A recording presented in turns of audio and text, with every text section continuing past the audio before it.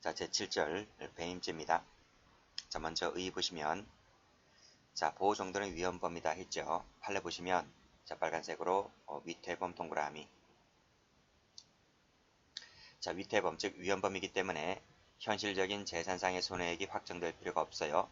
현실적이란 말씀은 틀려요. X 하시고. 자, 본질 볼게요. 자, 본질 관련해서 배신설이 있고 권한설이 있는데 우리 통설과 판례는 배신설을 취합니다. 밑줄 보시고요. 자, 의 보시게 되면 타인 신뢰를 배반한다. 그치? 배신 때린다. 여기에 횡령죄, 배임죄의 본질이 있다는 겁니다. 자, 그럼 이 배신설에 따랐을 때 내용 중에서 1번 체크하시고 법적 대리권이 없는 자도 본죄의 주체가 된다는 것입니다. 2, 3번은 몰라도 돼요. 자, 판례 보시게 되면 자, 배임죄에서 타인 사무처리자라 하는 것은 양자 간의 신임관계에 기초를 둔 빨간색으로 신임관계 동그라미. 자, 마지막 줄에 적법한 대리권 밑줄 그시고 X. 권한이 있음을 요하지 않는다. 그래서 우리 판례는 이 권한설을 취하고 있지 않습니다. 자, X 하시고요. 이렇게 X 하시면 돼요. 자, 그 다음 페이지 한번 가볼게요. 자, 조문 나와 있죠? 355조 2항인데요. 이제 1항은 횡령죄고 2항은 배임죄입니다. 자, 타인 사무를 처리하는 자가 이것이 바로 주체죠. 배임죄의 주체입니다. 자, 타인 사무입니다. 타인 사무. 타인 사무 처리자가 주체가 되는 것이기 때문에 자기 사무는요. 배임죄가 될 수가 없어요. 자, 임무이배 행위가 바로 배임 행위죠. 자, 객체는 이익 동그라미. 그래서 순수한 이득죄입니다. 이득죄. 재산죄가 아닌 거예요. 본인이 취득하든지 제3자가 취득했을 때 취득하게 하여 손해를 가했을 때 자, 손해를 가한다는 것이 바로 기수가 됩니다. 자, 그 점에서 사기죄가 다르죠? 배임죄는 이 손해 발생이 요건입니다. 구성요건 요소이기 때문에 반드시 손해를 가한다는 것이 요건이에요. 그치? 그 다음에 그 앞에 뭐가 나와 있지? 그 앞에 보시면 이득을 취득하거나 제3자가 취득하거나 했을 때 이 취득이라고 하는 것이 바로 뭡니까? 구성요건 요소로 되어 있다는 겁니다. 취득이 나오지 않으면 배임죄가 될 수가 없어요. 자, 그 다음 주체 볼게요. 타인 사무처리자이다 했네요. 자, 판례 보시게 되면 신임관계에 기초를 둔다. 신임관계 검색 동그라미 배신설이라는 걸 알 수가 있겠고요. 타인의 재산관리에 관한 사무를 대행한다. 동그라미 1번. 타인 재산의 보존에 협력을 한다. 동그라미 2번을 말한다. 됐죠? 자, 밑에 판례 보시게 되면 자, 세 번째 줄에 대리권이 존재함을 요하지 않는다. X 하시고 자, 그 근거는 법령계약 관습 동그라미 1번 사실상의 것 동그라미 2번 모두 포함한다. 고 되어 있습니다. 권한설이 아니기 때문에 이 사실상의 것도 포함되는 겁니다. 자, 밑에 판례 보시게 되면 역시 타인 사무처리자에 대한 개념적이 나와지고 있죠. 신임관계 동그라미 타인 재산을 보호, 관리하는 데 있어야 한다. 거기서 배웠죠? 타인 사무처리자라야지 주체가 될 수 있다 했습니다. 자기 밑줄 그시고 X, 자기 사무라면 이러이러한 경우라 할지라도 배임죄의 주체가 되지 않습니다. 다음 페이지 볼게요. 자, 판례 1번입니다. 자, 빨간 펜 들으시고요. 자, 친생자 관계는 없지만 호족상 친모로 등재되어 있다. 호족상 친모다 동그라미. 자, 미성년자의 상속재산 처분에 관여했다면 이 호족상 친모인 자도 이 미성년자에 대한 타인 사무처리자가 될 수가 있다. 라고 하는 것입니다. 자, 파란 펜 들어볼까요? 자, 금융기관 임직원 세모, 밑에도 임직원 세모. 됐어요? 이 사람은 배임죄의 주체가 되지 못한다. 자, 무슨 얘기냐? 자, 우리가 이제 은행에다가 예금을 들잖아요. 그쵸? 예금을 드는데 우리가 은행에서 통장을 만들고 그 계좌에다가 돈을 넣잖아요. 그러면 소유권은 금융기관에게 넘어가요. 여러분은요, 반환 채권만 갖고 있는 것이지 소유권은 은행에게 넘어간다.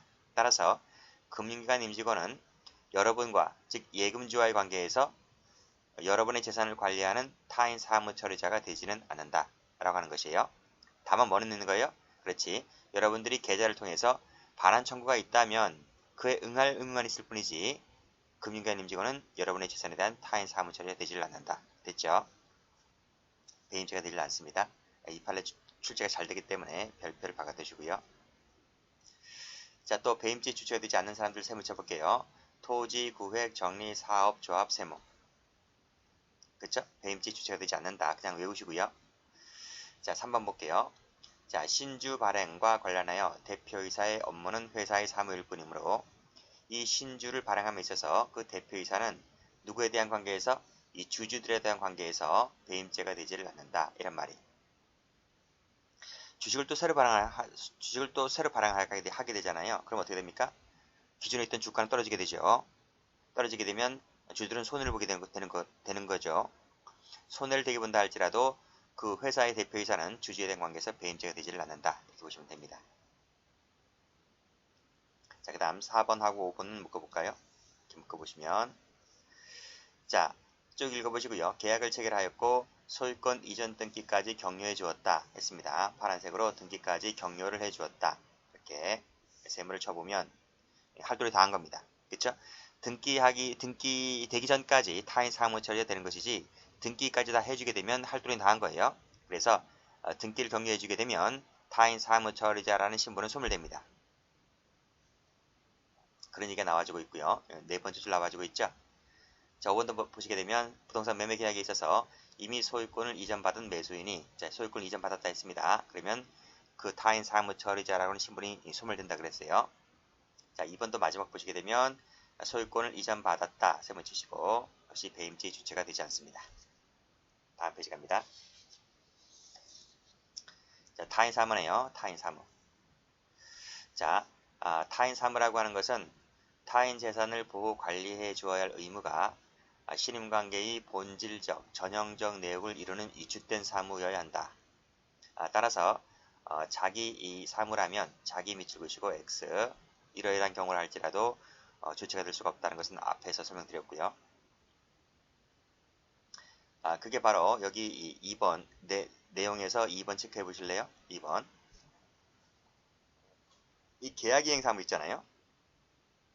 우리가 흔히 말하는 계약, 일반적 계약, 이 일반적 계약 같은 경우는 이것은 자기 사무이지 타인 사무가 아니에요. 그 얘가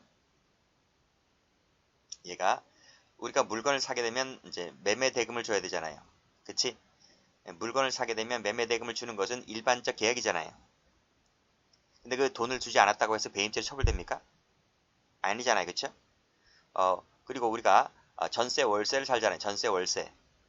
건물주에게 전세 월세를 주잖아요. 그것은 우리가 흔히 말하는 일반적 계약 의무이단 말이죠. 그래서 이 전세 월세를 주지 않는다 하더라도 이 배임죄가 됩니까? 아니면 건물주가 임차를 받았는데 임차를 받으면서 그 사람에게 세를 주지 않고 다른 사람에게 세를 줬다고 해서 그 건물주가 배임죄가 됩니까? 아니잖아요. 그렇죠? 그래서 이 매매대금 지급 의무, 임차료 지급 의무는 우리가 흔히 말하는 일반적 계약이기 때문에 이를 어겼다 할지라도 그 사람으로 배임죄로 처벌해서는 안 된다. 이런 말이. 아시겠죠? 비슷한 것이 바로 이 동산이지. 동산 이중 매매다. 제가 아까 여기서 매매대금 지급 의무를 했잖아요. 그치? 우리가 하이마트 가서 가전제품을 샀어요. 가전제품을 샀단 말이죠. 그 매매대금 지급 의무가 바로 일반적 계약 의무라고 했어요. 근데 거기서 에어컨을 샀는데 그 하이마트 직원이 돈을 내가 냈는데 그걸 나한테 팔지 않고 다른 사람에게 파는 거예요. 그럼 그 직원은 배임죄가 됩니까? 아니잖아요. 그러니까 매매대금 지급 의무라든지 동산 이중 매매 같은 경우에는 흔히 말하는 일반적 계약 의무이기 때문에 다른 사람에게 팔았다 할지라도 배임죄가 되지는 않습니다. 그러나 밑에 보시게 되면 부동산이 있잖아요. 이 부동산 같은 경우에는 얘기가 달라져요. 이 부동산 같은 경우는 등기가 있기 때문에 내가 돈을 받고 끝나는 게 아니죠. 돈을 받고 끝나는 게 아니라 이전 등기를 해 주어야 할 의무. 그 이전 등기를 해 주어야 할 의무. 즉 상대방으로 하여금 소유권을 취득하게 한다는 그 의무가 두 번째 줄 보시게 되면 그것이 더 본질적이기 때문에 그때는 타인 사무가 된다. 그래서 이 부동산 이중매매 같은 경우에는 돈을 다 받았는데 다른 사람에게 처분하게 되면 이것이 배임죄가 돼버려요. 비슷한 것이 이 이중저당이라고 하는 것도 그렇고요. 개주가 계부리금을 징수했으면 지정된 갯날에 그 개원에게 계금을 주어야 할 타인 사무 처리자가 되는 것인데 계금을 주지 않고 잠적해버리게 되면 이것이 배임죄가 돼버려요. 자, 다시 올라가세요. 자, 이 일반적 계약 의무 사항에서 또 있는 것이 청산사무, 청산사무, 대물변제, 할부금 납부 이런 것들은 이제 다 배울 겁니다. 지금 이렇게 밑줄 그었던 것들은 전부 다 일반적 계약 사무이기 때문에 이를 이행하지 않았다 해서 배임죄가 되지는 않습니다. 자, 됐죠? 자, 그리고 여기서 말하는 사무라고 하는 것은 재산상 사무를 말한다. 판례입니다. 동그라미 치시고 검은색으로요. 그 다음에 올라가시면 타인 나왔네요. 타인 속에는 자연인, 법인, 단체를 불문한다 했어요. 자, 1인 회사도 주주와의 관계에서 타인이다. 그래서 이 판례도 뒤에 나올 겁니다. 됐죠? 자, 하나씩 보겠습니다. 자, 타인 사무라고 하는 것은 신임관계에 기초를 둔 타인의 재산보호 관리 의무가 있을 것을 그 내용으로 한다. 그랬습니다. 여기서 위임이나 고용 동그라미 1번도 되지만 중요한 것은 2번이죠. 등기협력 의무 미줄것이고 동그라미 2번도 포함된다. 그 등기협력 의무의 대표적인 것이 바로 뭡니까? 부동산 이중매매가 되는 거예요. 자, 밑에 자, 자신의 이익을 도모하는 성질 또 아울러 가진다 할지라도 그 타인 사무라고 하는 것이 중요한 내용을 이루고 있는 것이라면 배임죄에서 말하는 타인 사무 처리자가 된다. 그게 바로 뭐라고요? 그게 바로 예를 들어서 부동산 이중매매다. 이중매매 됐어요? 자, 그 다음 자, 배임죄에서 타인 사무 처리자가 인정되려면 한다면 뭐뭐라야 하는 경우라야 할 것이고 이 첫 번째, 두 번째 줄은 위에서 다 보았던 거예요. 따라서 단순히 채무를 부담함에 그쳤던 것은 파란색으로 채무를 부담하며 그쳤던 것은 이것은 본인 사무일 뿐이기 때문에 타인 사무라고 볼 수가 없다. 그래서 배임죄가 되지 않는다. 이렇게 보시면 될 것 같아요. 됐죠? 자, 다음 페이지 한번 가봅니다. 점포 임차권 이중양도 사건 별표 쳐볼게요. 밑에 자동차 할부금도 별표 쳐보고요. 설명은 다 드렸어요. 그쵸? 점포 임차권 양도계약 나왔네요. 임차권이지, 그치? 임차권이다. 임차권은 채권이죠. 물건이 아니고 채권이죠. 자, 계약금과 중도금을 받았다 할지라도 양수인에게 점포를 명도해야 할 줄 양도인의 의무는 민사상의 채무에 불과하다. 따라서 양도인이 위 임차권을 파란색 임차권 세무 쳐보세요. 이중으로 양도했다 할지라도 배임죄가 되지를 않는다. 왜요? 앞에서 얘기했잖아. 여기서 뭐라 그랬어요? 여기서 임차료 지급 의무가 뭐다? 이 임차료 지급 의무가 일반적 일반적인 계약이란 말이에요. 그래서 이 임차료를 받았다 하더라도 다른 사람에게 세를 준다 할지라도 배임죄가 되지를 않는다. 이렇게 보시면 돼요. 자, 보세요. 갑은 을과 점포 임차권 양도계약을 체결했다. 계약금 중도금까지 받았다. 근데 갑은 그 사람에게 세를 주지 않고 다른 사람에게 세를 줬다. 이런 말이죠. 그쵸? 이 건물주는 배임죄가 안 되는 거예요. 이 부동산에 하면 이게 달라지죠. 부동산에 하면 달라진다. 근데 점포 임차권이기 때문에 배임죄가 되지 않는다. 이렇게 보시면 됩니다. 자, 그 다음 할부금 납부 사건 나와 있죠. 두 번째 줄에 할부금 납부 세무. 이것은 오로지 피고인 자신 사무일 뿐이다. 라고 했어요. 자, 올라가 볼게요. 갑은 월부 상환 중인 자동차를 을에게 매도하면서 연체된 할부금을 중도금 지급기일까지 완불하여 자동차를 인도받아 사용하는 등 아무런 손해를 주지 않도록 약정하였는데 갑은 그 약속을 이행하지 않았다. 그치? 이것은 배임죄가 되지 않는다는 거예요. 단순히 민사상의 채무에 불과할 뿐이기 때문에 민사 문제이지 형사 문제는 아니다. 이렇게 봐주시면 될 것 같아요. 자, 밑에 판례 가볼까요? 이것도 별표 쳐봅니다. 별표 쳐보시게 되면 역시 대물변제 세무 쳐보시고요. 자기 사무라는 거예요. 자기 사무. 여기 대물변제 세무 치시고요. 대물변제 세무 치시고요. 왜 이것이 자기 사무인가요? 제가 예전에 한번 대물변제 말씀드린 적이 있었는데 대물변제가 뭔가요? 응? 예를 한번 들어보면 A가 있고 B가 있다. 그래서 A가 B에게 2억을 빌려주었다. 그쵸? A가 채권자가 되고요. B가 채무자가 돼요. 근데 빌려줄 때에 약정을 해요. 빌려줄 때 약정을 한단 말이에요. 계약서를 쓸 때 2억을 금전이니까 2억을 빌려주면 2억을 갚아야 될 거 아니겠습니까? 근데 계약서에 뭐라 그래요? 2억을 못 갚으면 그 금전에 가름하여 가옥을 인도하고 채권을 소멸시킨다. 이러한 약정을 계약서에 쓴단 말이에요. 그러니까 뭐라고요? 2억을 못 갚을 시, 2억을 못 갚을 시 가옥을 대신 인도한다. 이러한 약정을 하는데 그것이 물건으로 대신 변제한다. 그것이 대물 변제의 예약입니다. 대물 변제 예약 아시겠습니까? 그런데 봐요. 자, B가 갚지 못했다고 한번 쳐봐요. 갚지 못했다고 하면 그 약정대로 가옥을 주면 되는 건 아니겠습니까? 근데 B가 가옥이 여러 채예요. 어떤 가옥을 줄지는 내 맘 아니겠습니까? 그렇잖아요. 또는 가옥이 아니고 뭐 자동차를 준다든지 아니면 뭐 땅을 준다든지 그럴 수도 있잖아요. 그러니까 어쨌든 A는 2억 정도를 그걸 돈으로 받든 부동산으로 받든 뭐 다른 거로 받든 받으면 되는 거잖아요. 그렇죠?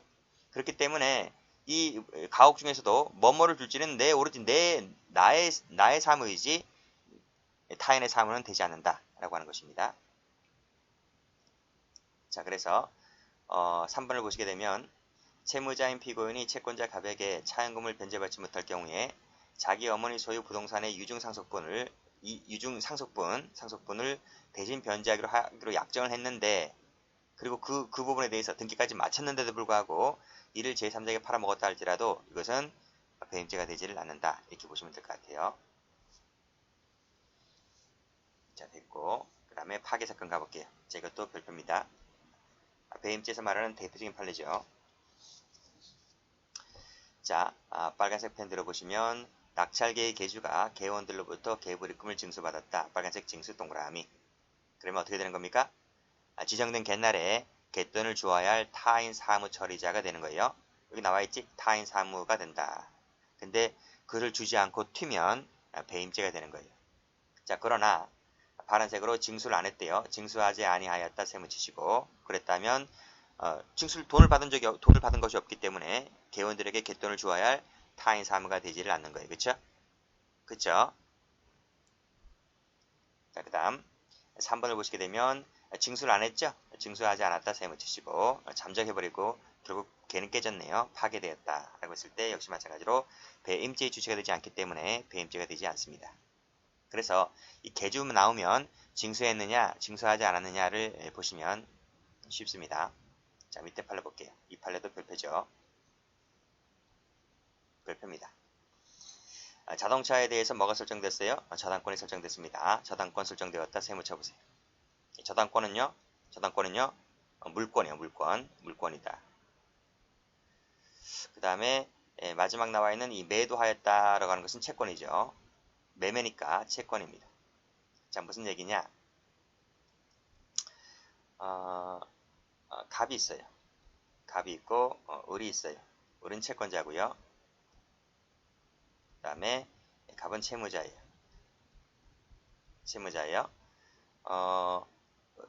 위에 사실관계를 볼까요?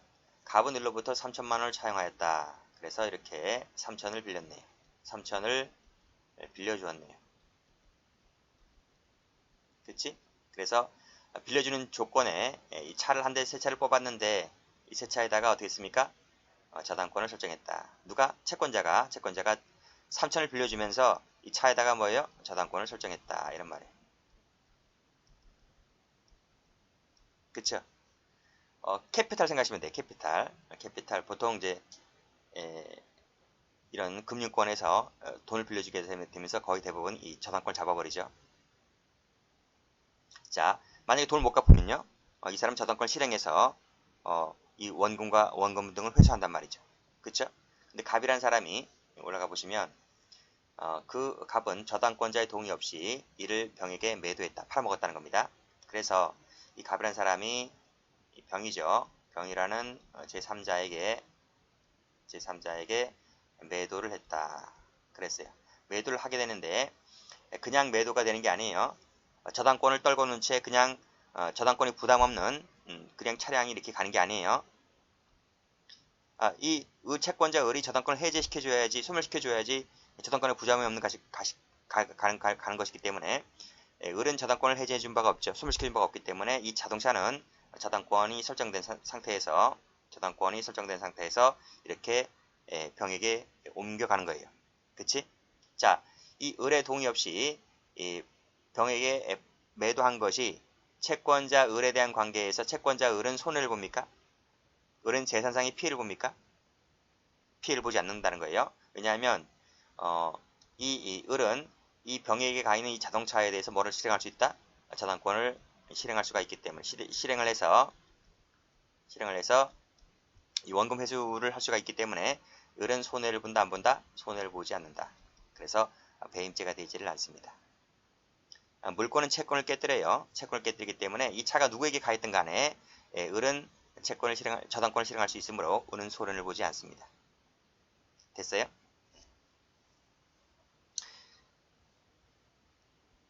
그러니까 이 병이 자동차를 살 때도 이 자동차가 저당권이 설정되어 있는가 설정되지 않은 것을 보고 사야 되죠.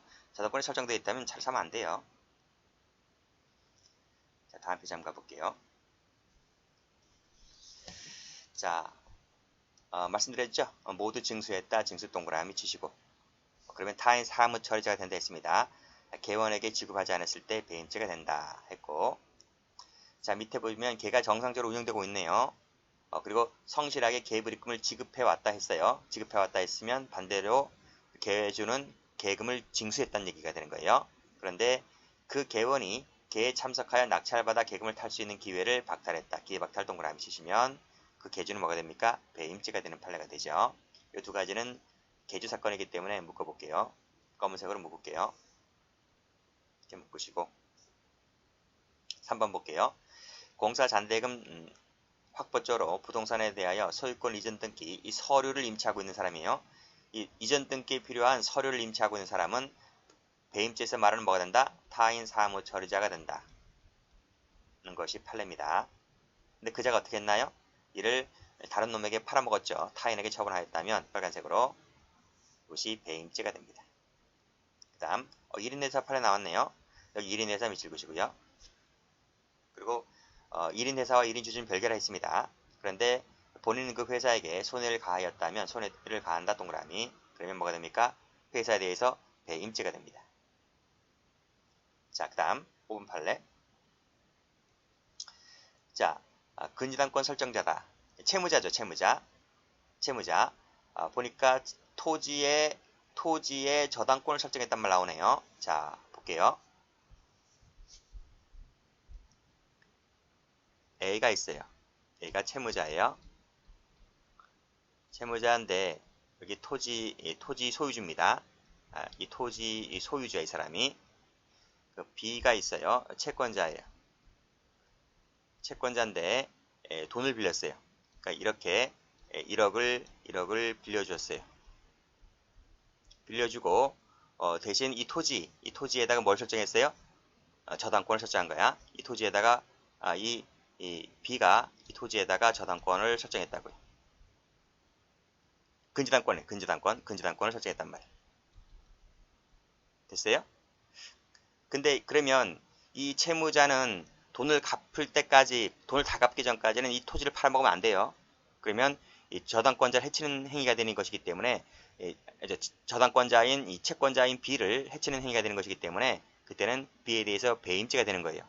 무슨 말인지 알겠죠? 그런데 이 토지에 뭐가 있었는가 하면 나무가 이렇게 있었어요. 나무가 이렇게 몇 그루가 있었다 이겁니다. 이 나무는 토지의 부합물이에요. 부합물. 그쵸? 자, 이 채권자 B가 이 토지에 근저당권을 설정했다 했잖아요. 나무에다가는 근저당권 설정 안 했어요.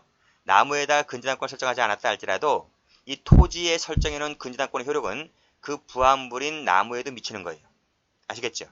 자, 그런데 이 A라는 사람이 이 나무를 C라는 사람에게 제3자에게 이걸 매도했어요.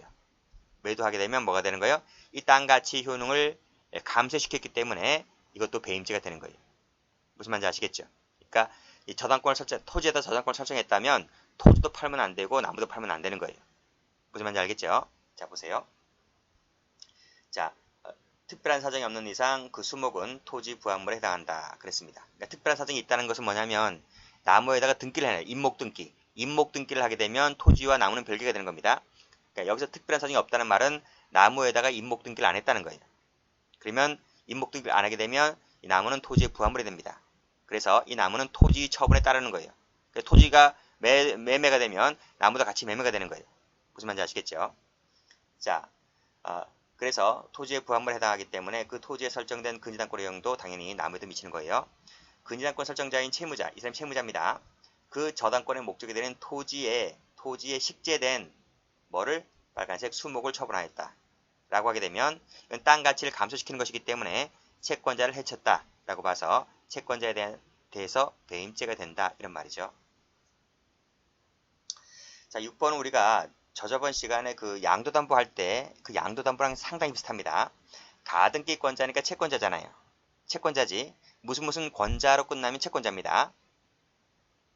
자, 변제기 전에 어떻게 했습니까? 여기 그 부동산을 그 처 앞으로 소유권 이전 등기를 격려했다. 좀 길게 이렇게 해야 되겠나요? 이렇게 하시면 되겠네요. 그러면 배임죄가 되죠. 양도담보도 그랬죠? 양도담보도 배임죄였습니다. 여기도 마찬가지로 여기도 배임죄가 됩니다. 7번도 담보네요. 담보인데 역시 가등기가 설정됐네요. 그런데 변제 공탁, 저 시간에 배웠지? 변제 공탁된 사실을 통보받고서도 이 피고인이 자기 앞으로 본등기를 마쳤어. 이런 게 어디 있어, 그렇지? 이거 마쳤다는 것 자체가 배임죄가 되는 거죠. 그리고 나서 그것을 제3적으로 가등기를 해준 것은 그 사후행위고요. 일단은 변제 공탁된 사실 통보받고서도 채권자가 그 목적 부동산을 자기 앞으로 등기를 마친 것다는 것 자체가 배임죄가 된다 이런 말이에요. 됐지? 자, 밑에도 담보 제공이네요. 담보 제공인데 역시 변제 공탁한 것을 채권자라는 사람이 아무런 이의도 없이 돈을 그대로 수령해 가요. 그대로 수령하게 가면서 경락 절차가 중지를 시켜버려야 되는데 아무런 손을 쓰지 아니한 바람에 이 목적물이 타인에게 경락이 되었다면 그때는 뭐가 됩니까? 채무자는 소유권을 상실시켜버리기 때문에 배임죄가 되는 거예요. 그렇죠? 그래서 이 두 가지는 변제 공탁 사건인데 채권자가 7번 판례는 자기 앞으로 본등기를 한 사건이고 8번 판례는 경매가 실시가 되고 있었는데 경락을 중지 못하고 결국 이 부동산은 타인에게 경락되었기 때문에 채무자는 그만큼 손해를 보게 되는 겁니다. 7번, 8번은 전부 다 배임죄가 되는 판례들이죠. 자, 9번 보세요. 참 어려운 말 나오네요. 이행인수란 말 나오네요. 이행인수 밑줄 그시고요. 이행인수가 뭔가요? 이런 거예요. 자, A가 있어요. 사람이 공장주입니다. 공장주. 공장 대표라고요. 공장이 이렇게 있어요. 공장이 있는데 갑이라는 채권자 은행이라 생각해 볼게요. 은행으로부터 10억을 대출을 해주셔야 되죠. 은행 채권자인 갑이 채무자인 공장주 A에게 이 공장을 담보로 10억 대출을 해줬어요. 근데 공장은 얼마를 평가했냐면 15억 정도가 나간다고 해서 대출금을 한 7, 80%, 60, 70% 해서 10억을 대출해 준 거예요. 그치? 근데 이 채무자인 A가 이 공장을 B라는 사람에게 팔아요. 매매를 해요. 매도를 하는데 이때 이행인수가 뭐냐면 지금 이 공장은 15억 갑니다. 15억 가는데 시가는 15억 가요. 근데 10억을 지금 대출받았잖아요. 그러면 이 B라는 이 매수인은 얼마 있으면 공장을 살 수 있나요? 얼마를 주면 돼요? 5억 주면 되는 거지. 15억짜리인데 지금 10억이 지금 담보 잡혔잖아요. 그러면 이제 5억을 주면 이 공장은 내가 사올 수 있는 거예요. 그것이 바로 이행인수다. 이행인수라고 하는 것은 뭐다?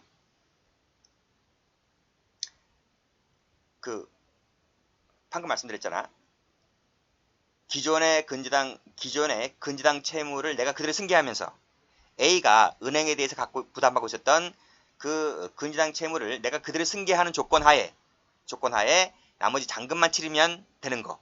이것이 바로 이행인수 이렇게 불러요. 아시겠어요? 그러면 A가 갑에 대해서 부담하고 있었던 10억 대출금을 이 B가 떠안게 된단 말이죠. 그쵸? 그러면 B는 10억에 있는 담보대출금을 은행 앞으로 이제 갚아야 되겠죠. 갚고 나서 이 저당권을 말소시켜야 되잖아요. 그쵸? 근데 이 B라는 사람이 대출금을 갚지 않은 한 상태에서 C라는 제3자인데 이 사람이 고물상이에요. 고물상. 이 사람에게 이 공장기계를 매도했다. 임의 매도죠. 지 멋대로 팔아먹은 거예요. 임의 매도했다. 이것은 무슨 죄가 될 것 같아요? 그렇죠. 채권자인 갑에 대해서 갑의 채권을 해친 행위가 되는 것이기 때문에 갑의 저당권자인 갑을 해친 행위가 되는 것이기 때문에 이것이 바로 갑에 대한 채권자인 관계에서 공장 근저당권자에 대해서 배임죄가 된다는 것이 판례예요. 아시겠죠? 올라가 보세요. 저당권 설정자로부터 금융기관에 대한 피담보 채무를 내가 그대로 떠안는 조건하에 저 공장을 사온 거예요.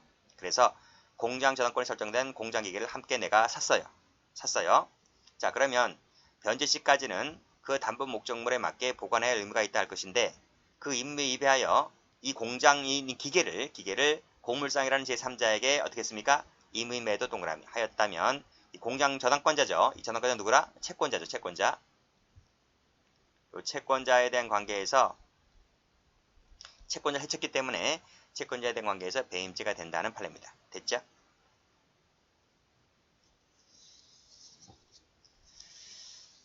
자, 다음 페이지 볼게요. 자, 동업자들이 동업계약을 체결하고 영업을 해오다가 중도에 영업활동이 중단되었다. 또는 그 기간이 경과되었다 할지라도 자, 공동이잖아요. 공동으로 취득한 회사 채취권이 있는데 이것은 공동이니까 기간이 경과했다 할지라도 이것은 단독 소유가 되지 않는다. 즉 타인성을 인정한다는 겁니다. 타인성을 인정한다. 따라서 나머지 동업자들 그 지분에 대하여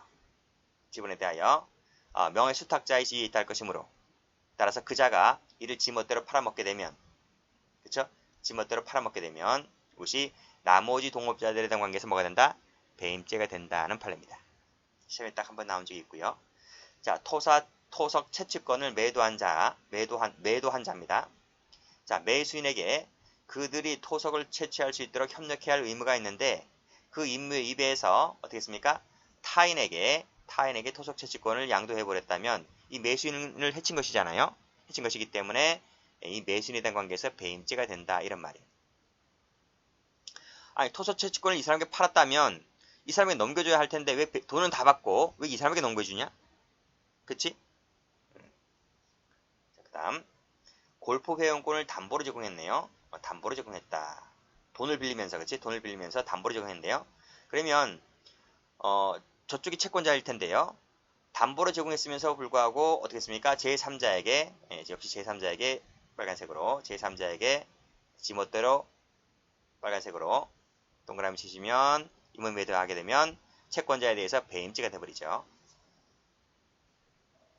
자, 갑 회사와 가맹점 관리 대행 계약 등을 체결했네요. 계약을 체결했다. 근데 그 임무에 위배해서 다른 경쟁업체 가맹점으로 임무로 전환했다면 역시 저쪽에 대해서 배신 때렸기 때문에 배임죄가 됩니다. 전부 다 배신 때린 거죠?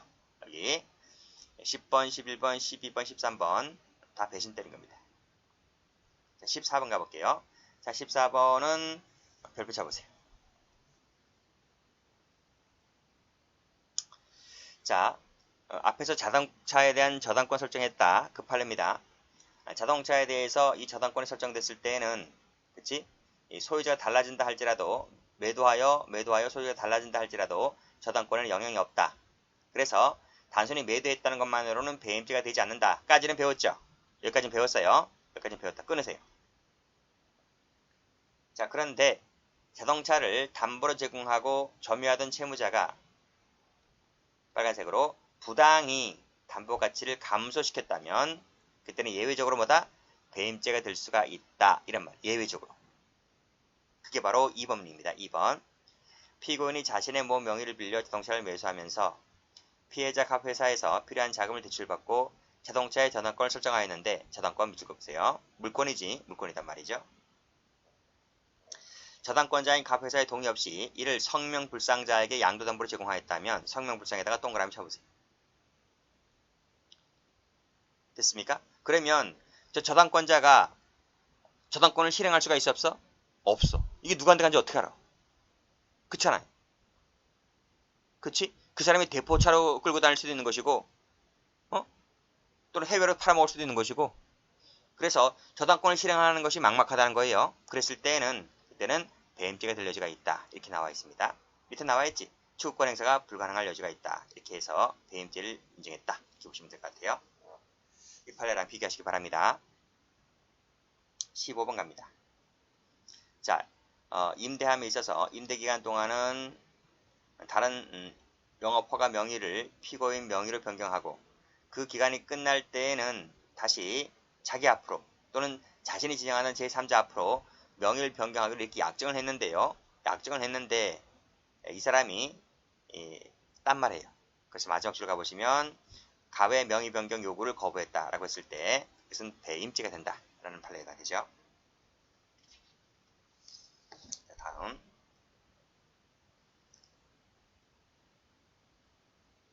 자, 읽어볼까요? 증여 표시인데요. 증여의 의사 표시를 서면으로 했어요. 서면 동그라미. 하게 되면 계약이 취소되지 않는 이상 그 수증자에게 소유권을 이전해야 할 의무가 있다. 이전할 의무가 있다. 서면화시키면. 근데 그 서면 계약에 반하여 이를 그 수증자에게 주지 않고 제3자에게 처분하게 되면 이 수증자에 대해서 뭐가 된다? 배신 때린 것이기 때문에 배임죄가 된다는 논리입니다. 됐어요? 자, 밑에 2번을 보시게 되면 역시 마찬가지로 증여지. 증여인데 역시 의사표시를 서면으로 했지? 서면으로 하게 되면 구속력이 발생하게 됩니다. 그러면 그자에게, 수증자에게 증여를 해야 될 텐데도 불구하고 그걸 누구한테 해줬어요? 농협협동조합 앞으로 이 제3자죠. 제3자에게 5,200만 원이 저당권을 설정해 주었다면 수증자를 배신 때린 것이기 때문에 수증자에 대한 관계에서 배임죄다. 이렇게 보시면 될 것 같아요. 자, 이 16번 판례 한번 체크해 보시고요. 쭉 내려와서 5번 판례 체크해 보세요. 자, 이것도 증여계약이죠. 증여계약인데 이것은 서면에 의하지 아니한 증여계약입니다. 세모 치시고. 그러면 증여계약이 서면에 의하지 않잖아요. 그러면 언제든지 이 증여자는 이를 해제할 수가 있어요. 여기까지 끊으시고요. 이것이 어디 나와 있냐면 민법 555조의 명문으로 나와 있어요. 즉 서면에 의하지 아니한 증여계약은 언제든지 계약을 해제할 수 있다는 조항이 나와 있어요. 됐습니까? 따라서 서면에 의하지 아니한 증여계약을 이 사람이 따르지 않아야 하였다 할지라도 이것은 배임죄가 되지를 않는다. 그러나 그 증여계약이 위에서 보았듯이 서면화된 것이라면 그 서면에 구속되는 것이기 때문에 그 서면대로 해야 됩니다. 그 약속을 저버리게 되면 수증자에 대한 관계에서 배임죄가 된다. 이렇게 정리해 두시면 될 것 같아요. 여기까지 합니다.